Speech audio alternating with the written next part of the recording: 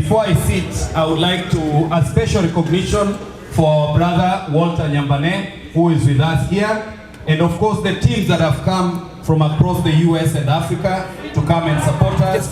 Our brother Magembe from New Jersey, you are next, will be coming to New Jersey and the various other states.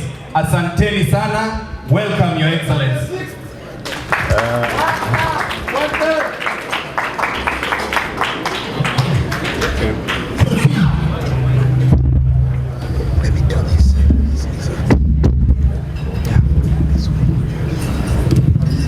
Good evening.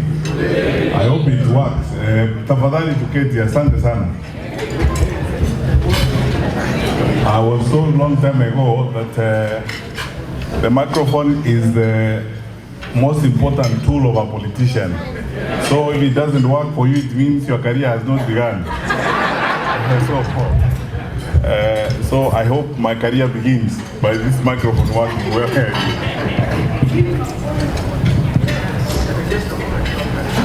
Okay, fair enough, somehow. First of all, I want to... Okay, very good. Habari zenu. Good evening. How are you today?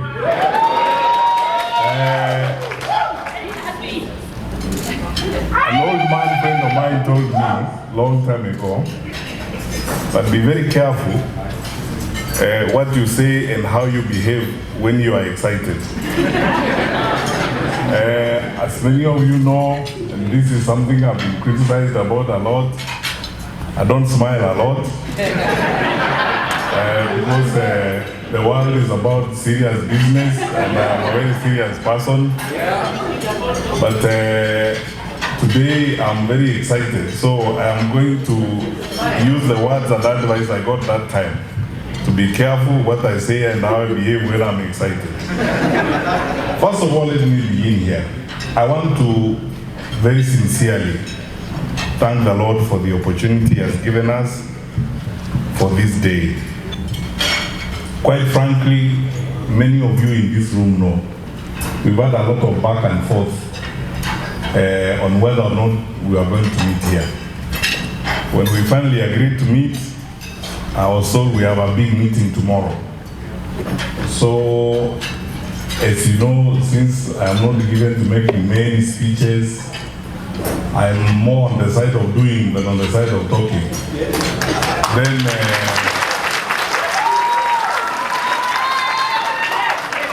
I asked my brothers and friends, so what do you want me to do on Saturday evening? They said, no, Saturday evening we're just going to have dinner, welcome you to Minnesota. You get to meet us in our usual home nature, and then from there, we'll meet for a meeting the following day. So, because you said I was coming home and we were going to eat, I didn't see the need of putting on a tie, because when I eat at home, I don't wear a tie. I almost arrived in slippers, because I was saying, you said we are just going to eat, and you know, I don't have to dress in a manner that is threatening food. So let me just arrive, in my usual self. But anyway, here I am. I want to thank all of you, the organizers of this meeting, my brother Makori and your team, our national team that is here, that is coordinating us in the diaspora, my brother Mwaura and your wonderful wife, Dr. Weche, my brother Upande, and all of you wonderful people in the national team. I was trying to count the number of professors in this room, then again lost count. I've never sat, other than when I taught at the University of Nairobi, I've never sat in one audience with the number of professors such as are in this room tonight. No wonderful people, all of you are educated. You know, Dr. Lina, I wish your speech was the last one, because we said everything and then we go home. After that, my brother Dr. Karanja, thank you so much indeed for the effort that you have made to be here. Your worship, the mayor. Asha, thank you for the memories of Moi Nairobi girls. and so on and so forth, and things we'll talk about. In this audience, there are many people that I share the story of my life with. My Sabbath school teacher was here, you saw. So don't ask me about religion anytime, because you know that I actually started going to church when I was in crowd or all, because you have seen my Sabbath school teacher here. My primary school classmates, Professor Otiso and the rest are here. So I'm one of those people who don't need a court order to prove that I went to school, because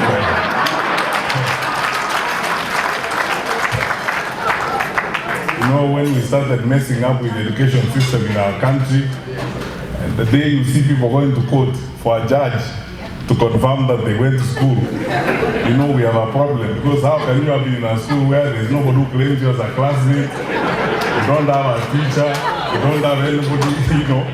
You have to wait for the judges to tell us that you actually went to school, you know, and so on. And you don't need a judge to tell us that you went to school, because you must have a classmate like I do here, and so on.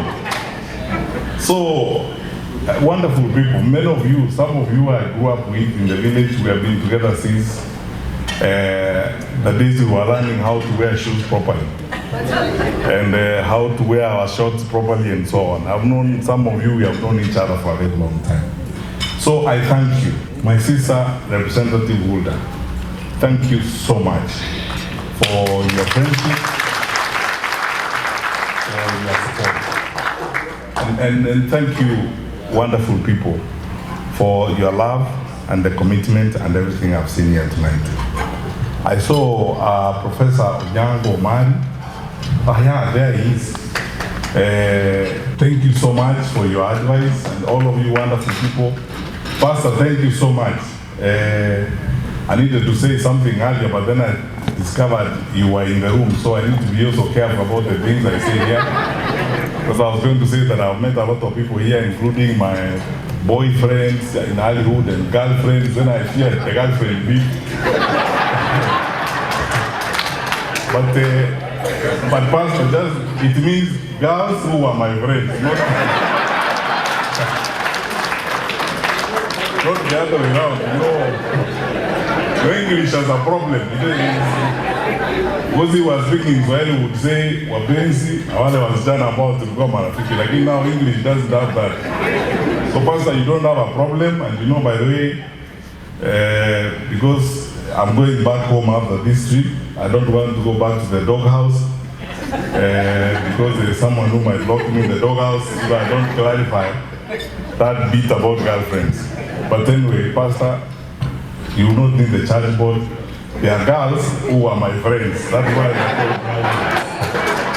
and so on. So, thank you so much, wonderful people. So, because we are meeting tonight, just to have a meal and get to say hi to each other, I will not be long, and I will not speak much, because I know we have tomorrow. But allow me to start here. And Steve, this will be partly answering your questions.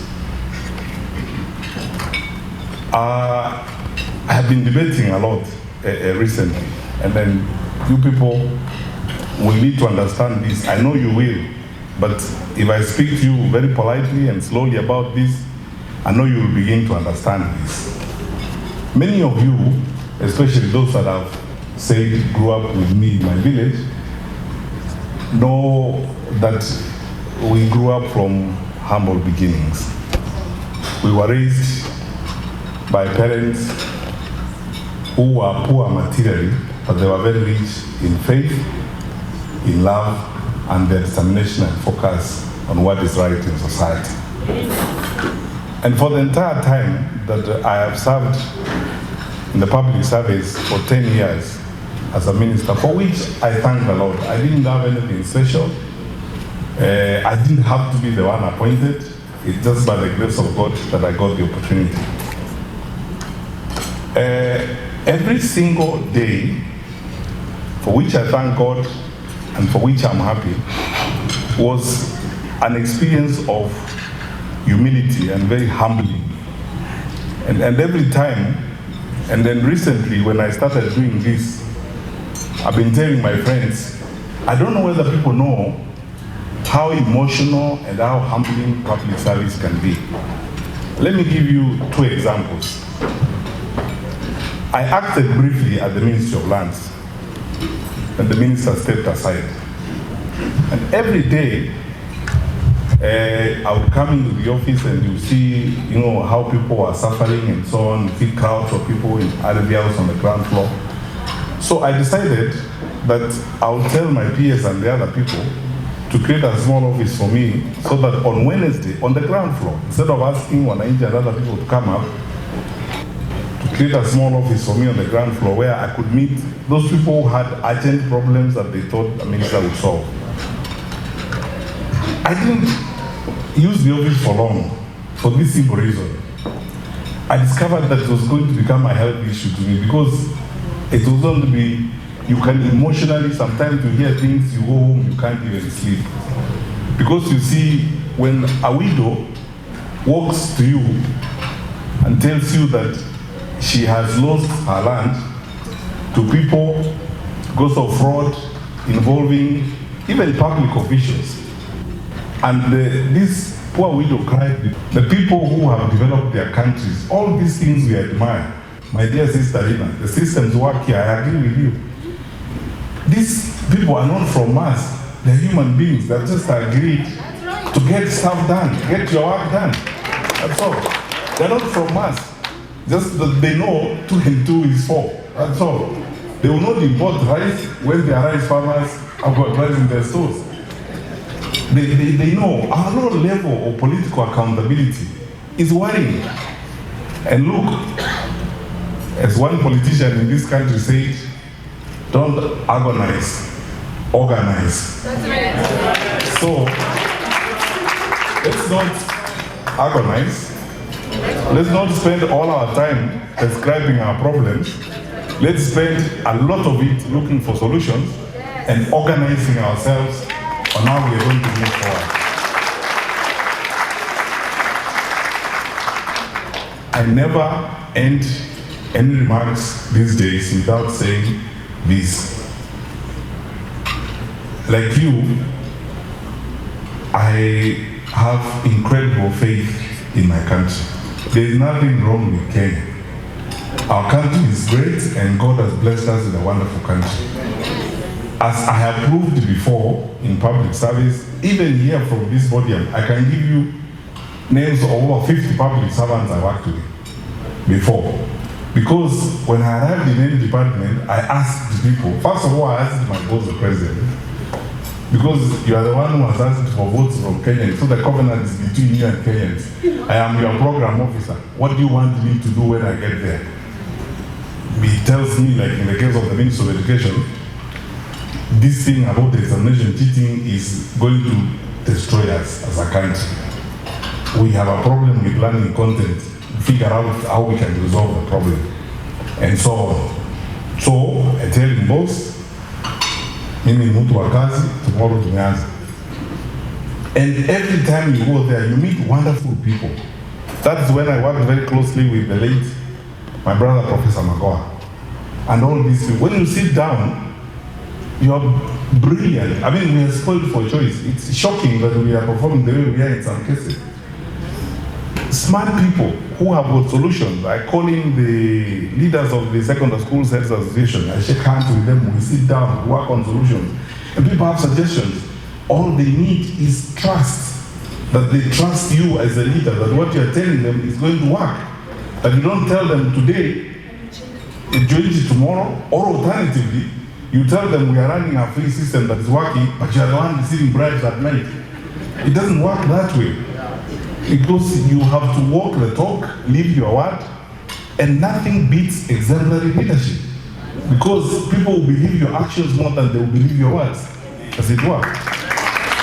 So, my dear friends, I believe we have a great country. And I can tell you this without fear of contradiction or any doubt or hesitation. We will build our country. We need to pull ourselves together. We will resolve the challenges we have. We will fix them. and we will move forward. We are a resilient country. Our people are great. I can give you numerous examples. I was the Minister for Security during COVID. And during COVID-19, it's incredible what I saw, the spirit of the Kenyan people. The Kenyan Association of Manufacturers, there's a woman called Phyllis Wakiaga, if you know her. Fantastic lady, CEO. Kenyan business people donated a water tank for every police station. Wow. Without anybody paying them. And they told me, Minister, we will take the water tanks and so that our police officers can wash their hands. Wow.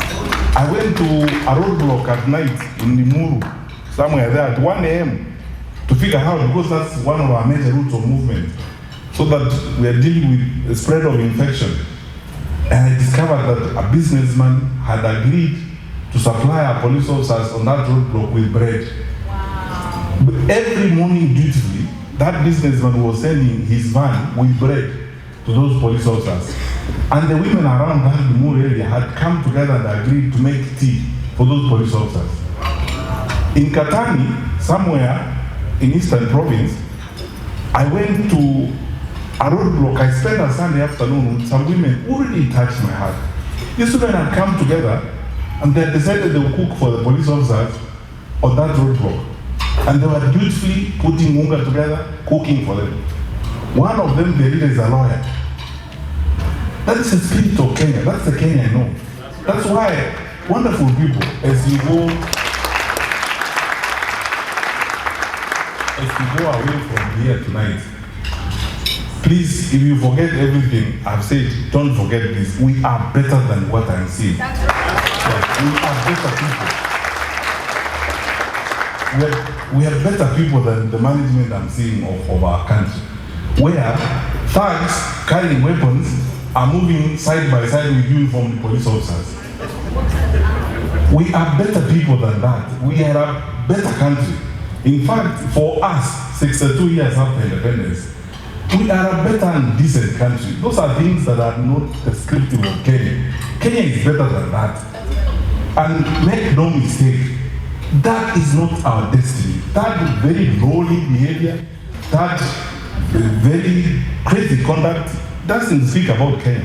It's just a group of individuals who believe that they will hold on to power through crude mechanisms like those. But we are majority and we are better people. We will say no and we will resist those things. And move forward and build a strong country.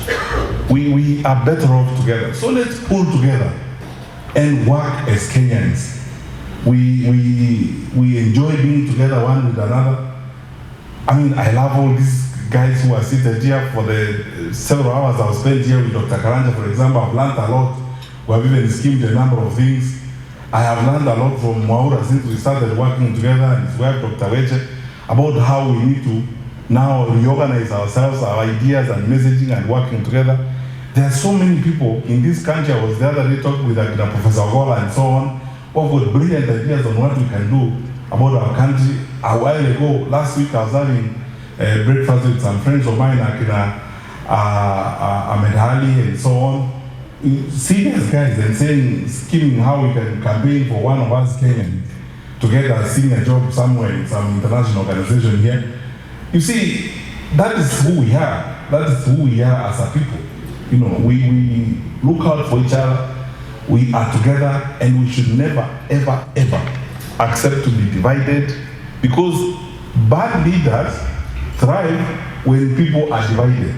Right. So that they tell you, no, this is ni wa Kikuyu, sijui hawa ni akina nani. That primitive life of saying, oh, sasa hawa ndio kabila hii nataka kusumbua serikali. Hakuna mtu anataka kusumbua serikali. Shida yenu and your weaknesses and your incompetence ndio inasumbua serikali. And that one has no pride. Yeah. Because incompetence is incompetence. Incompetence has no tribe. You can't say, what's the tribal background of incompetence? It's incompetent. What is the tribal background of criminal conduct? That is it. It has no tribal background. You can't say, oh, sasa unajua ni hawa Somali wanajaribu. There is nobody who thinks that way. 62 years after independence. We are one country and we are going to be one country. And my brothers and sisters, let me tell you this. We must say no to those types of things and move forward by faith, armed with the commitment that we must have to our beloved country. And know this always, that as long as we are standing on the truth, and as long as we are moving in the direction of putting our people together and minding the welfare of our country, we will be traveling the direction of God. And that way, we will succeed. So, we meet tomorrow. And when we meet, we'll discuss some more. Keep encouraging you, my brothers and sisters, those of you are in Diaspora. If this was a sermon tonight, I would entitle it Beyond Remittance. Let's stop talking about remittances. You remit, you are bringing money. We can't love your money and hate your ideas. So, I am one of those advocates, and I have discussed this with my colleagues, Rigathi Gachagua, and Honorable Kalonzo Musyoka, and Martha Karua, and the others. If the petition, because last time when we were in DMV, we agreed with Akana Maura and the others, that our petition is going to come from the diaspora to the IEBC to increase the polling stations here in the US from 3 to 15.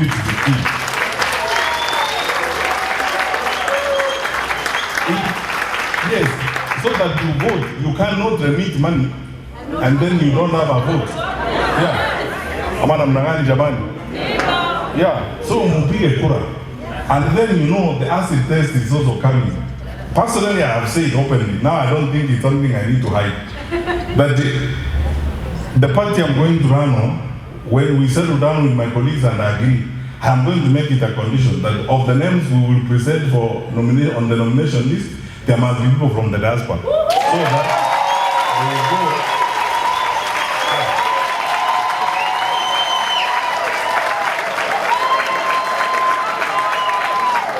So that you can go to where these decisions are made. Because you see, mtu hawezi kukwambia wewe leta tu pesa, mimi najua vile nitafanya, wewe leta tu pesa, alafu tuonane baadaye. Hapana, we want you to be there where and by the way, don't focus only on the National Assembly and the Senate. I believe you can occupy, for example, in the city council of Nairobi, we should have a nominated MC who has roots in the diaspora. Because all these houses that you are buying, you're buying them where? They're not in air, you're buying them in Nairobi. And all these, these houses you people are putting money, you're buying them in Nairobi. So somebody should sit there when the decisions are being made to know how that is happening. And the various councils across the country, because when I was in government, the Cooperative Bank branch in Kisii was one of the highest recipients of remittances. Absolutely. From here. So you should actually have a nominee in that county assembly to see how your resources and so on are being used. So don't just send the money. Now also send your voice and your vote and participate. And thirdly, your people have got good linkages with leaders in this country. And the representative is here. And some of you can talk to the governors in this country and the senators. My dream is, the way I've seen other countries are ratcheting up their courses, you too should ask questions of the representative institutions of this country. Because diplomatic relations are between people and people. The leaders only chaperone those diplomatic relations. So, if the US government has a security compact with the Kenyan government, it is pure and legitimate for you in the diaspora to ask the Senate Foreign Relations Committee here whether the resources and the support that is coming through that relationship is being used to kill Kenyan citizens. So that these issues are addressed and they are understood. So that we don't always be, unajua kuwa wangwana bila kuuliza swali haiwezi kutusaidia sisi ama namna gani? Wakati uungwana ni kuuliza swali. Ask a relevant question. Hiyo ndio kuwa muungwana. Muungwana si kukaa hapa tu na kuendelea, hapana. Kuendelea sasa lazima tuulize maswali. Sasa mimi nawaomba tafadhali. Think about these things as you organize yourselves. Participate in the affairs of your country now beyond remittances.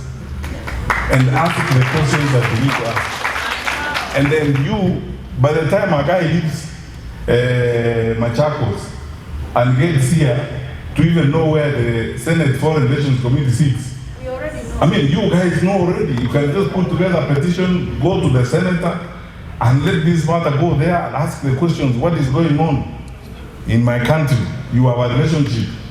Where is these resources going? You are giving. You know what is happening with them. That is how you help your brothers and sisters back home as we go forward. So my feeling is that now we focus on the future and we remain focused on improving our lives. So my brothers and sisters, do not lose hope. Some of those challenges that are happening are momentary. They are for now. We will overcome them. And if we pull together and work together, as we are saying, we will obviously improve the lives of our children. We will fix the challenges we are seeing in the education system right now. We will fix the challenges we are seeing in the administration of the country and clean up the country and have a better country as we move forward. I believe we are better people than this, and our better days are ahead. That's right. So, I ask for your prayers, for your support. We'll have some more conversations tomorrow.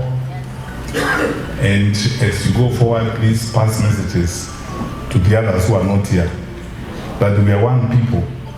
We are not a gathering of tribes in Kenya. We are a nation and we are building a country. We should therefore see each other or see ourselves in each other. The challenges that people face in Kericho are the same challenges people face in Nyamira, in Nyeri, in Nakuru, in everywhere in the country.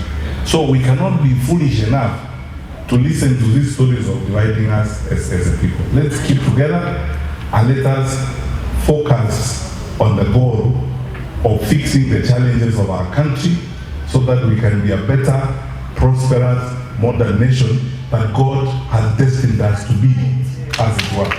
So,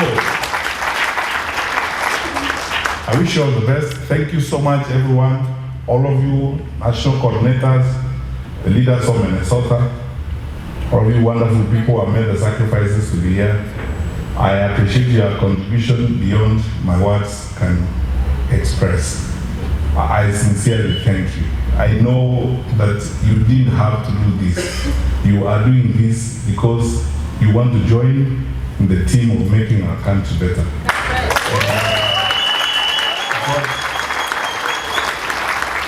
And I promise you, both today, tomorrow and always, I promise you, you can count on me. I will keep my words, and may God bless you.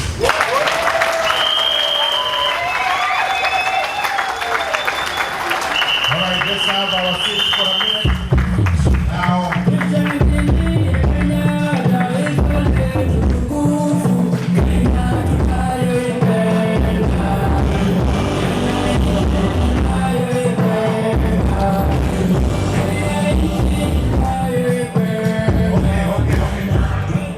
now, as I welcome Mwanakendra and Pinky, she is here. Pinky, lead us in a small entertainment because we have been sitting for long. Yeah, and then after that, after the entertainment from Pinky, a small performance concert from Pinky and Mwanakendra. You guys make your ways up here.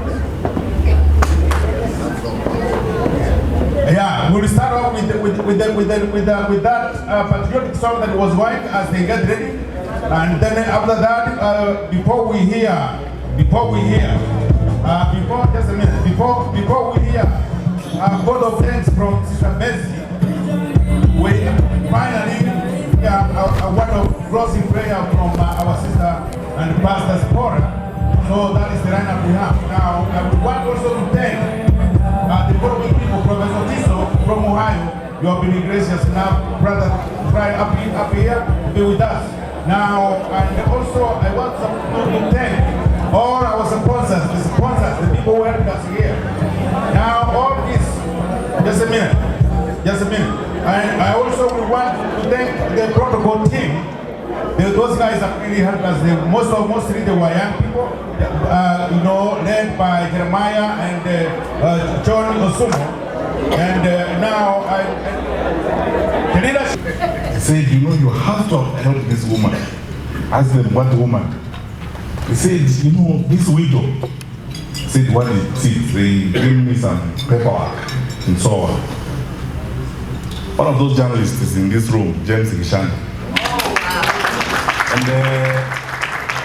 And for you guys, and then this story I'm going to tell you will tell you the trip or the journey that we are beginning. It will tell you the character of what we are trying to do.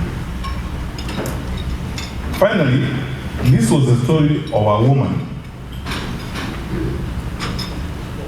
who had lived 6 years with the husband's body in the mortuary and her grandson's body in the mortuary for 2 years.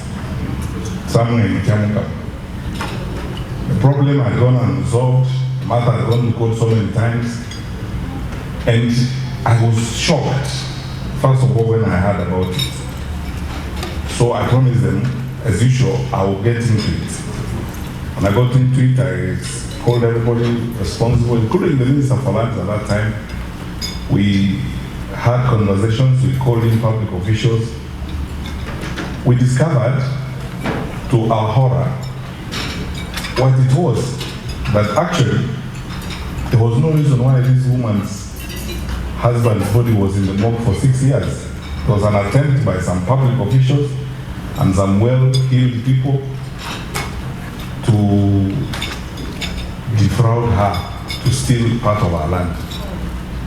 For 6 years, and the cultures we have in Africa, she couldn't even go to a funeral in the next village because she's a widow whose husband has not been buried. And 4 years after the husband had died, and the husband was still in the morgue, her grandson died, who also could not be buried. So for 6 years, she had lived that kind of life. Husband's body in the morgue, grandson's body in the morgue, she could not bury them.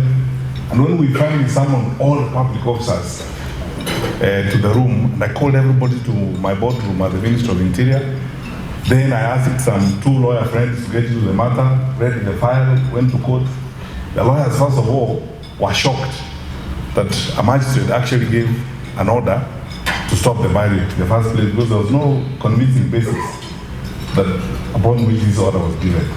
Then the rest now is history because we discovered it's a progressive and accumulative story of manipulating and navigating the public sector in favor of the crooks against this poor widow. So I went into this matter with my characteristic energy and insisted that we bury the dead husband, we bury the grandchild, and I mobilized members of the public and professionals from my district to build a brick house for this woman and a brick house for her son and bury them. And then to make sure that people don't repeat this kind of nonsense again, I flew there even with the Minister for Lands to that home to show the village that this is not the way people are supposed to live. Why am I telling you this? I'm telling you because still, public service for me is actually an endless journey of eternal humility. It's service. It's service to the people. I honestly believe in it, and I believe it from the bottom of my heart. There isn't a single day I was in public life that I didn't wake up thinking about the impact or the effect of what we are doing on the people that we are leading. So, fast forward to this moment now, and I'll speak some more about this tomorrow when we meet. My brothers and sisters, I thank all of you because I can see you here are gathered as Kenyans. And by the way, as Honorable Anthony Kibagendi said, I come here with greetings from the Honorable Rigathi Gachagua, who is the expert, the Honorable Kalonzo Musyoka, the Honorable Martha Karua, my brother Eugene Wamalo.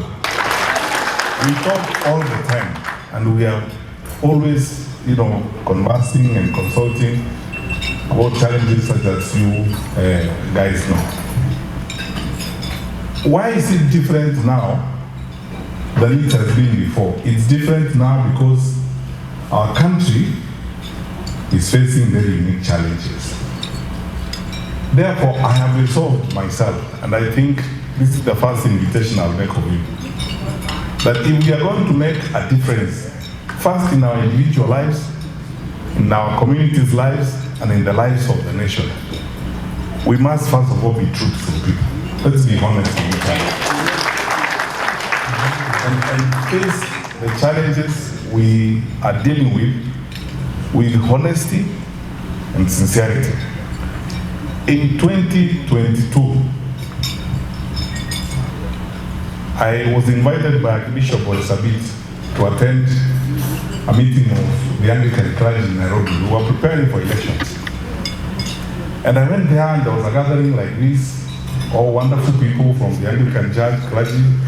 And I actually promised him that time that because he was going to ask us questions about how we were preparing for elections, yes, by Executive Order number 1 of 2019, President Kenyatta had appointed me to coordinate government affairs.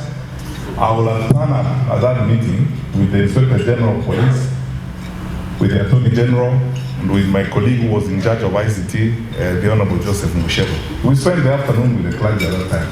Then they fielded question after question, including about, we are being promised these things, Mama Boga will get X billions, Border will give you around 100 billions, I don't know who, everybody. And then the clergy asked me, how come you people are not spending money like that, the process? I told him, look, there's one thing I will not do. And by the way, I want to tell you this tonight, because when we are seated in meetings like this, we should never forget that we are in the presence of God. Meaning, if to get along and to go forward, I'm going to be forced to lie, to start creating things here. Look, I want to be very honest with you. I would rather not get that job. I'm not interested in lying to people and cutting corners and abusing people's trust, as it were. And I told the clergy who were listening to me that time, those are the videos you have been seeing doing rounds around. Told them you are being cheated, this is a lie. And after the COVID pandemic, now we have a pandemic of lies because of the elections. It's an outbreak of lies. Everybody, people are just moving around the country lying, telling you things they think you need to hear. Now, we are about to start that pandemic of lies season 2 in Kenya. You see people flying around the country, talking about empowerment, planes flying here, flying there. Every Friday they are busy. 8 choppers there, 9 choppers there, flying around. My brothers and sisters, don't you ever be bamboozled and lied to by those types of things you're seeing. Our country has got serious challenges. And those challenges, a good number of those challenges are man-made. Because of bad management and bad decisions we have made in the leadership of the country. And now, drama is being occasioned in the country to hoodwink people, you know. Because I honestly believe that if you do your work, you don't need drama. That's right. Because the results of your work will be seen. For me, if I go home tonight and sleep, when I hear Asha saying what she said about the exam in 2017, that's enough for me. That's my service. That I sat in the exam, that the program was managed responsibly, but the right thing was done. I don't have to occasion drama, you know, around here, jump up and down, go look for witch doctors and I don't know who to come and say things. You know, the kind of things that we are seeing. Now, I would like you to listen to me, my brothers and sisters. 62 years after independence, we must now have a candid conversation with ourselves about the future of our country. And don't take this drama. Let us make the right decisions for the sake of our country. Because God will hold us responsible. Our children and our children's children will hold us responsible. What did we do at a time when we saw clearly things were going wrong? What did we do? Did we also disappear in that drama? God got excited about that kind of drama, being told things. You know, I said when I was in DMV the other day that all of you people who are here, who are looking at me, nothing speaks much more eloquently about Kenya and the capacity we have as a country than all of you looking at me tonight. Hey, look at you. You went to school in Kenya, you were educated. Then you dared to go abroad. You came here, worked hard, and as I said, I lost count of the number of professors in this room. And maybe educated people. So, how is it then that with that level of exposure and with that level of awareness, we are seeing the things we are seeing in our country, where now we are debating about reducing money for schools? Who does that when you want to develop your country and education is our gold mine? Because skills development is what we need. By the time we were leaving office in 2022, we had gotten capitation to 22,600. Now it's being reduced to 16,000, and it's not even going to schools. I was reading the Auditor General's report last night, and these are things which you, as I told you, public services has got its own challenges. I can confess to you, if you are a conscientious leader, someone who thinks about the lives of the people you lead, someone who genuinely thinks about the welfare of the people you interact with, I'll be very frank with you. There's some things you come across and you don't know how to deal with them. You feel so pained. How can we import rice, 500,000 metric tons, and where rice farmers, I mean, how? You have closed sugar factories. I'm sure if our national leaders went to that side of the country, they would be singing another song and lying and paying people and trying to bamboozle them with helicopters and so on. Those poor cane farmers are still there. We're importing duty-free sugar. Some of it declared unfit for human consumption.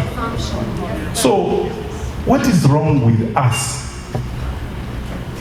The challenge I have for you tonight, my brothers and sisters, as we go forward. Many of you in this room are believers. Our country has been given to us as stewards. We will account to the Lord what we did with the country He gave us. When we had an opportunity to do something, what did we do? Listen to these stories, you know, as I said, too much drama. That's why, personally, I have to confess to you, I am more on the side of doing. I would rather people worry about the impact of my work than worry about the speeches I make and the drama I occasion when I arrive in a town. How I stop, you know, life comes to a standstill, you know, and so on. And people must now bow to me and so on, and beg me and tell me things that are silly. I don't like hearing those things like, oh, you are great seer. There's nobody who's a seer. We are here to solve problems. And that's why I say it. And this will remain my mantra. I'm coming to you and I'll speak even in greater granular detail tomorrow to ask you that by the grace of God, when we get to that point, I will ask for your vote, but also hold me to account.